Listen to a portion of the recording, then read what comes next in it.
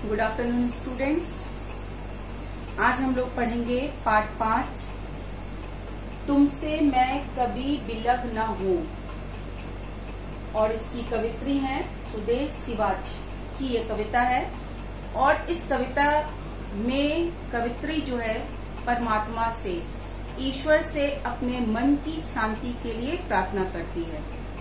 और वो कहती है कि मेरे विचलित मन में, विचलित का मतलब है कि किसी चीज से पीछे हट जाना, मेरे विचलित मन में तुम प्रेम की बाती जलाओ, प्रेम की रोशनी जलाओ, ताकि मैं प्रेम के योग्य बन सकूं। उन्होंने परमात्मा, ईश्वर, खुदा, उनसे ही वो कहती है कि हे ईश्वर, कुछ भी हो जाए तो मुझसे अलग मत होना और मेरे साथ हमेशा तुम बने रहना। तो चलिए कविता हम लोग शुरू करते हैं। हे प्रभु, मेरे अशांत मन को शांति प्रदान करो, प्रतिदिन की लालसाओं से मुझे बचाओ, विचलित मन में जला प्रेम की बाती मुझे अपने मिलन के योग्य बनाओ। कवित्री इस 4 लाइन की पंक्तियों में कहती है, परमेश्वर, ईश्वर, खुदा, अल्लाह, जिसको आप मानते हैं, उससे वो प्रार्थना करती है कि हे परमेश्वर, खुदा, परमेश्वर, ईश्वर, मेरा मन जो है अंदर से बहुत ही अशांत है, तरह तरह की बातों में उलझा हुआ है। तुम उसमें आकर के उसमें शांति प्रदान करो, प्रतिदिन की लालसाओं से मुझे बचाओ। हर दिन हमारी नई नई इच्छाएं जन्म ले जाती है, कभी मुझे ये चाहिए, कभी ये चाहिए, कभी ये चाहिए, क्योंकि इच्छाएं जो है वो अनंत होती है। तो उन प्रतिदिन की इच्छाओं से कवित्री कहती है कि मुझे बचाओ, इन इच्छाओं से मुझे बचाओ। मेरे जो मन विचलित हो चुका है, अशांत हो चुका है, उसमें तुम आकर के प्रेम की ज्योति जलाओ, प्रेम की रोशनी जलाओ और मुझे अपने मिलन के योग्य बनाओ। क्योंकि हम सब पापी हैं और हम सभी ईश्वर से बहुत ही दूर जा चुके हैं। तो कवित्री यहाँ कहती है कि मेरे अशांत मन में तुम प्रेम की बाती जला करके मुझे अपने मिलन के योग्य बनाओ। अहंकार में डूबी हूँ मैं, मेरे अंतर तुम चमकाओ, विपदाओं में से विचलित ना हूँ, इतना मुझको सबल बनाओ।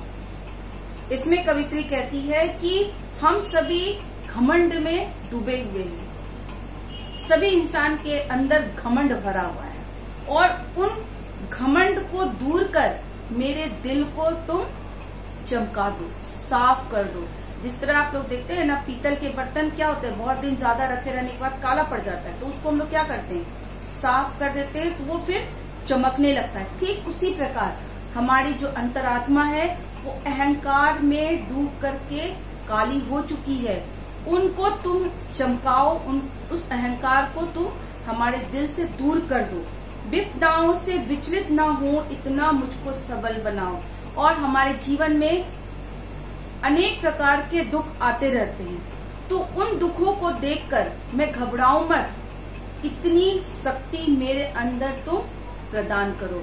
इसका उदाहरण अभी मिल रहा है हम लोग को, ये वायरस को हम लोग झेल रहे हैं, लेकिन इस वायरस में भी हम लोग घबराए नहीं, उनका हम लोग डटकर सामना करें। ये कैसे संभव हुआ? क्योंकि हम लोग ईश्वर पर विश्वास करते हैं और ईश्वर हमारे साथ है। कहाँ है मंदिर मेरे घर में, किस पर्दे में तुम्हें बिठाऊं, उपहास करे सारी दुनिया, फिर भी संकित ना हो पाऊं। यहाँ कवित्री कहती है कि मेरे घर में मंदिर कहाँ है। मंदिर का मतलब ये नहीं कि आप एक घर रूम बना दिए मंदिर हो गई, मंदिर हमारे दिल में। हमारा दिल कहाँ साफ है, किस जगह तुमको बैठाऊं। हमारे दिल में अहंकार भरा हुआ है, अशांति भरा हुआ है, जलन भरा हुआ, भ्रष्टाचार भरा हुआ है।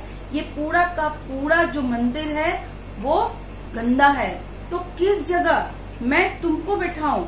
उपहास करे सारी दुनिया, उपहास का मतलब मजाक, पूरी दुनिया हम लोगों का मजाक उड़ाती है, फिर भी संकित ना हो पाऊं। समत भुवन में व्याप्त हो फिर भी मैं तुमको पहचान न पाई।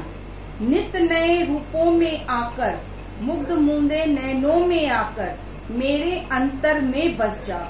इसमें कवित्री कहती है कि तुम सिर्फ मेरे दिल में नहीं, पूरी जगह, पूरी ब्रह्मांड में तुम मौजूद हो, फिर भी हम मनुष्य तुमको नहीं पहचान पाए। नित नए रूपों में आकर तुम हर दिन एक नया रूप लेकर के हमारे सामने उपस्थित हो जाते हो और मैं तुमको पहचान नहीं पाती हूँ।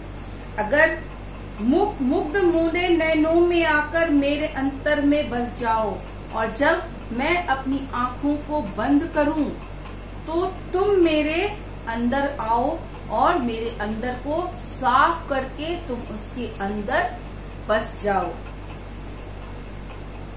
मुझसे तुम यूं मुख ना मोड़ो, हाथ बढ़ाकर मुझे उबारो।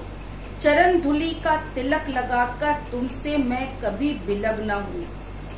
मुझसे तुम यूं मुख ना मोड़ो। अभी आप लोग देख रहे होंगे कि इस वायरस के कारण आज मंदिर, मस्जिद, गुरुद्वारा, चर्च सभी बंद पड़ा। इसका मतलब क्या हुआ? ईश्वर हमारे कर्मों से खुश नहीं है, वो हमसे नाराज है और हमें सिखलाने के लिए उन्होंने क्या किया है? हम लोगों को चेतने के लिए कि अब भी इंसान अपने आप में सुधार करो। तुम देख रहे हो कि दुनिया में क्या हो रहा है, तुम अपने आप में सुधार करो। और हम लोग अभी जो एकमात्र हम लोगों का सहारा है वो ईश्वर है। और आज हम लोग ईश्वर से कहते हैं कि हे ईश्वर, तुम क्यों हमसे अपना मुख मोड़ लिए हो, क्यों हम लोगों से नाराज हो?